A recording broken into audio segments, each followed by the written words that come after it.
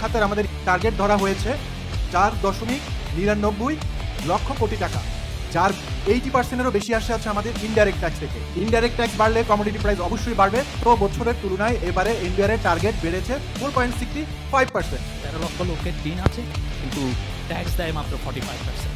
আমাদের দেশের 41% সম্পদের মালিক হচ্ছে 10% লোক। ওয়েল ট্যাক্সের উপর আমাদের গুরুত্ব খুব কম।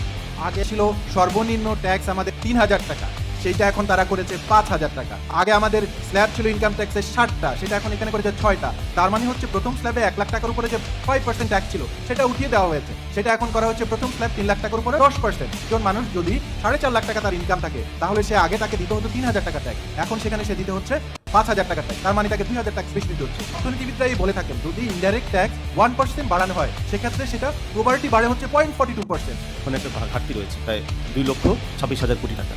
এই 2,26,000 কোটি টাকা যে ঘাটতি, এটা মিটিগেট করার জন্য সরকারকে দেশি এবং বিদেশি ঋণের উপর নির্ভর করতে হচ্ছে, এবং এই ঋণগুলো পরিশোধ করতে গিয়ে আমাদের প্রায় 1,87,000 কোটি টাকা সুদ পরিশোধ হচ্ছে। ডিপেন্ডেন্স, এতগুলো ঋণ পরিশোধ, সুদ, আমরা কেন অর্থ পাচার যে হচ্ছে এটা দিকে নজর করতে দিচ্ছি না। তো গবেষণাতে দেখেছি যে 2009 থেকে 2023 পর্যন্ত এই 15 বছরে প্রায় 28 লক্ষ কোটি টাকা পাচার হয়েছে। গড়ে প্রতি বছরে প্রায় 1,80,000 কোটি টাকা হয়। এই যে পাচারকৃত টাকাটা আমরা 10% ধরি, তাহলে 2,80,000, 5% ধরলে 1,40,000 কোটি আদায় করা সম্ভব, যেটা আমাদের ঘাটতিরও বেশি। ঋণের উপর ডিপেন্ড করা লাগে না। আমাদেরকে বিভিন্ন দেশের সাথে চুক্তি করতে হবে, যদি পুঁজি পাচার হয় সেখান থেকে টাকাটা আমরা যাতে ফেরত আনতে পারি।